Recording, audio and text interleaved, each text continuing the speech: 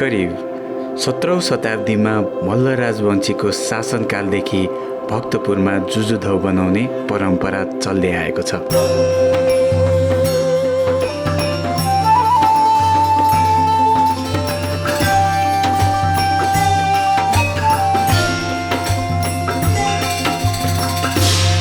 अहिले चाहिँ हामी भक्तपुरमा छौँ, भक्तपुर दरबार स्क्वायरमा। वेदरको कुरा गर्नु पर्दाखेरि वेदरले खासै हामीलाई फेभरेबल चाहिँ बनाएको छैन। एज अघिदेखि पानी परेको थियो, अहिले अलिकति साम्य भएको छ र यो पानीको कारणले गर्दाखेरि चाहिँ लगभग हामी आधी घन्टा जति नै एकछिन वेट गरेर बस्नु पर्यो। होपफुली दिउँसोभरि चाहिँ एक्स्ट्रा अरू पानी नपरोस्। आज स्याटरडेको दिन हो र यहाँ चाहिँ हामी इन्टरनेसनल टुरिस्टहरू पनि मजाले देख्न सक्छौँ र डोमेस्टिक टुरिस्टहरू पनि टन्नै हुनुहुन्छ यहाँ। अब पानी पनि रोक्यो, अब अझै धेरै चापहरू बढ्दै जाने जस्तो सङ्केत देखिरहेको छु मैले। र यो पुरानो हिस्टोरिकल प्लेस चाहिँ 72 सालको भुइँचालोले अलिकति यसलाई चाहिँ क्षति पुर्याउन गएको थियो भने चाहिँ अब चाहिँ बिस्तारै विकासको क्रमहरू चाहिँ बढ्दै गएको देख्न सक्छौँ हामीले।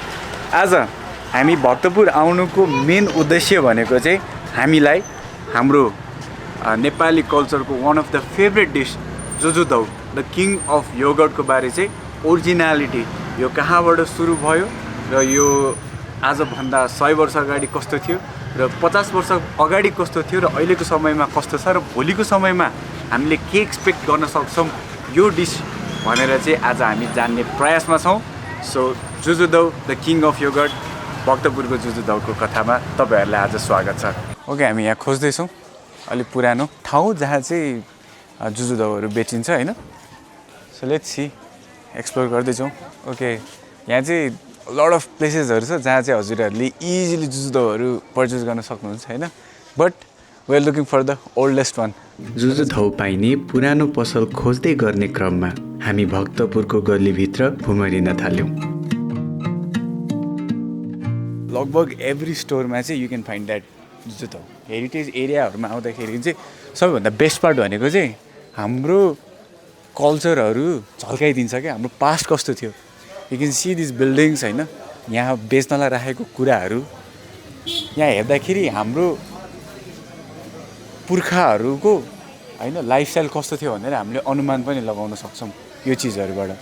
बाजे नमस्कार, हाम्रो यहाँ सबैभन्दा पुरानो जुजुधौ पाउने कुनै पसल हजुरलाई थाहा छ होला?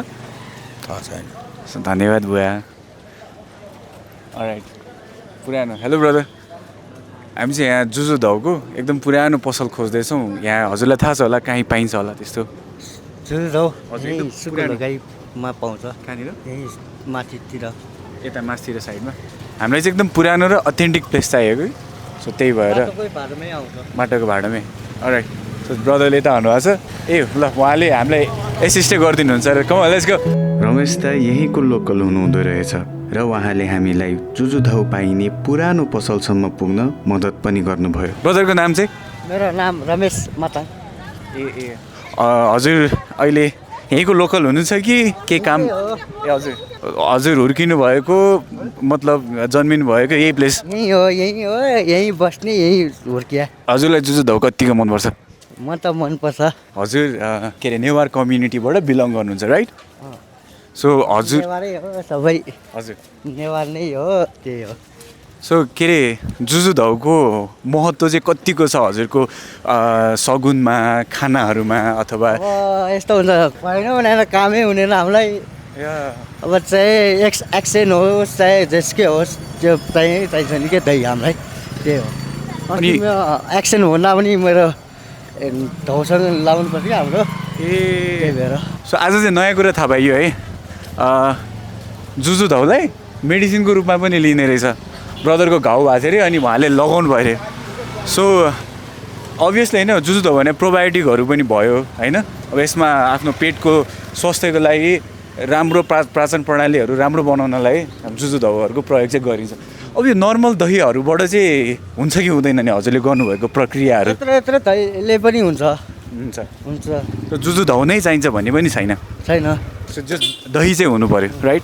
हामी जस भक्तपुरको भित्रभित्र गल्ली आइरहेछौँ होइन। सो मेरो त फर्स्ट टाइम हो भित्रभित्र आइरहेको। जस हाम्रो नेवार समुदायहरूले चाहिँ आफ्नो कल्चरहरू चाहिँ यस्तो जोगाएर राख्नुहुन्छ नि, त्यो कुरा चाहिँ एकदम प्लिजिङ लाग्छ कि। ओ फेमस।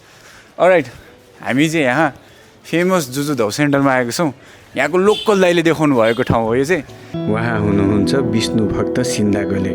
सन् 2021 सालमा आफ्नो बुवाको पालादेखि नै सुरु भएको यो व्यवसायलाई उहाँले आफूले नै निरन्तरता दिँदै आउनु भएको छ। हेलो दाइ, हामीलाई 3टा जुजु धाउ दिनुहोस् न। दिस इज द जुजु धाउ होइन, यु क्यान सी होइन, यो चाहिँ माथिबाट तैराएर हालिएको छ। सो अलि डिस्टेन्सबाट हालेर चाहिँ यहाँ माथि फिजहरू पनि जमिएको छ। I think this is the best part of Juju Dhau. Damn so good.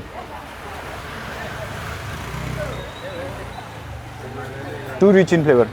Brother आउनु आउनु न आउनु। ब्रदर यो चाहिँ हजुरको लागि। हजुरहरूको बुवाको जेनेरेसनको र अहिलेको जेनेरेसनमा चाहिँ के भिन्नता छ यो जुजु धाउको व्यापारको बारेमा चाहिँ? पहिला जुजु धाउ भन्ने त्यति अब चाडपर्वमा त दहीहरू खाइन्छ, जुजु धाउ खाइन्छ। आजकल अब सधैँ नै भयो। पहिला यो जुजु धाउ बनाउनलाई कठिनाइ छ। पहिला यस्तो फ्रिजहरू थिएन, एकदम गाह्रो थियो। दाउरामा पकाउनु पर्छ, दुई गाउँसम्म जानु पर्छ। अहिलेको जेनेरेसनमा अलि सहज छ अहिलेको लागि। नेपालमा मात्र होइन, विश्वभरि नै चाहिँ हाम्रो जुजु धाउलाई चाहिँ किङ अफ योगर्ट भनेर चिनिन्छ।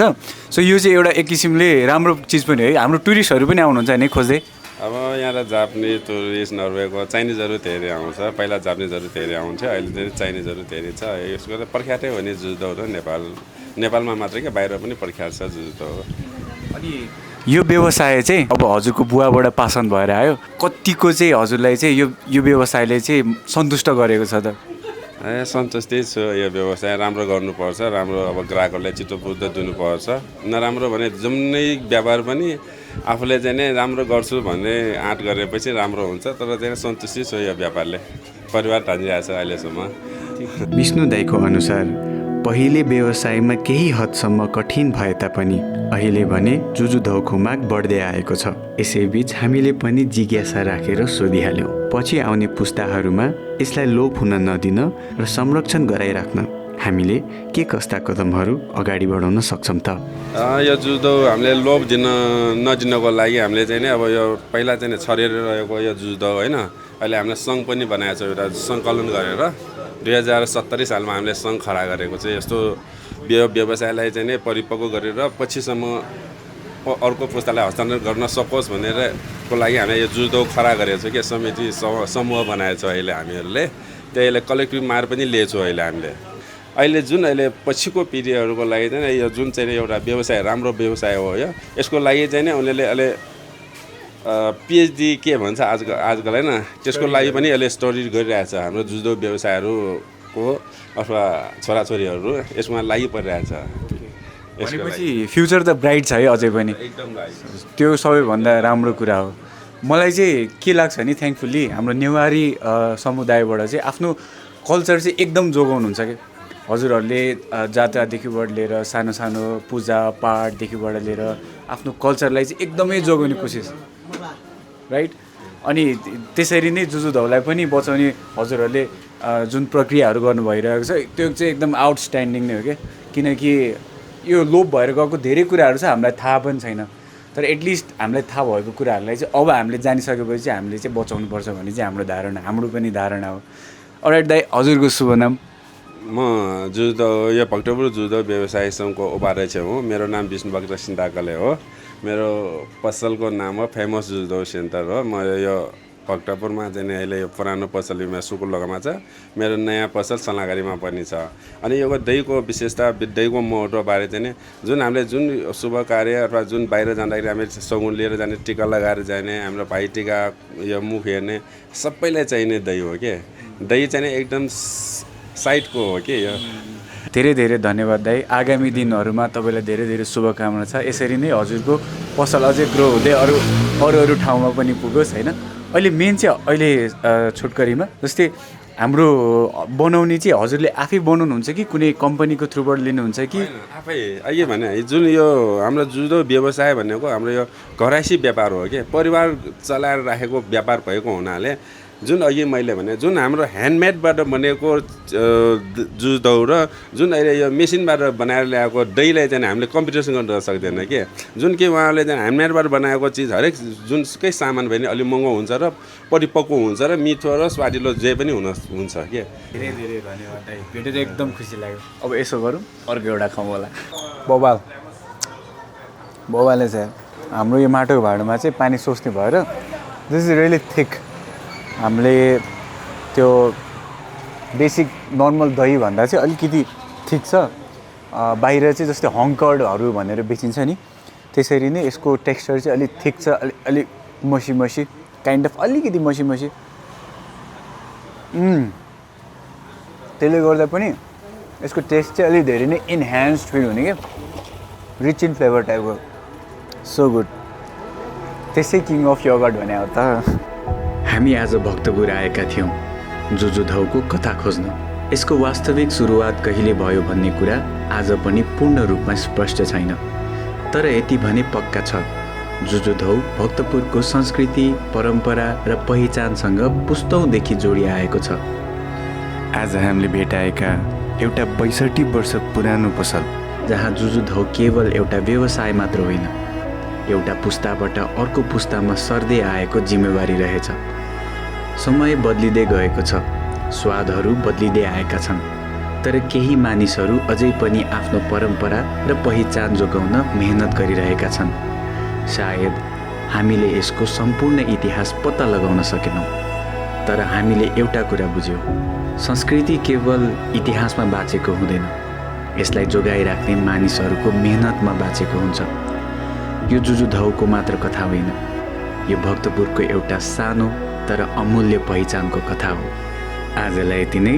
दिस इज मी मिस्टर सारू। I will see you guys in the next one.